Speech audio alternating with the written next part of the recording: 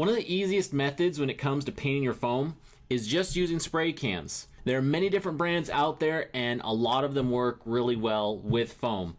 I've used Duplicolor, Rust-Oleum, and Valspar, and they've all worked well for my needs. One thing you want to be mindful of is when in doubt, test your paints out before you use them on your finished pieces to make sure they're going to look how you want them to look and that they're going to bond well with your foam. One thing you want to consider before actually painting your pieces is hitting your finished pieces with the heat gun again, just to make sure they're fully heat sealed.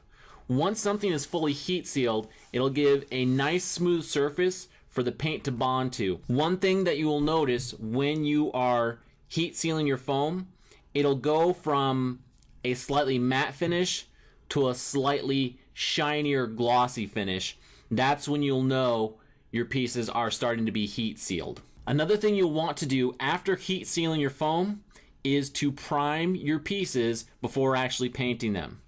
In some instances, you'll have a paint that has a paint and primer built into it, so you can skip that step, but don't skip the priming step. If you have a paint that doesn't have a primer built in, make sure to prime it before actually painting it. A general rule of thumb when putting your coats of paint on your pieces is you want to do multiple thin layers instead of one or two really heavy layers. This generally follows the instructions of most paints and will give you a better finish, a more flexible piece in the end. Thanks for checking out this video. If you'd like to learn more about using foam for costumes and props, click on one of the videos on the right. If you'd like to pick up some patterns to make your own foam armor, click the image on the left.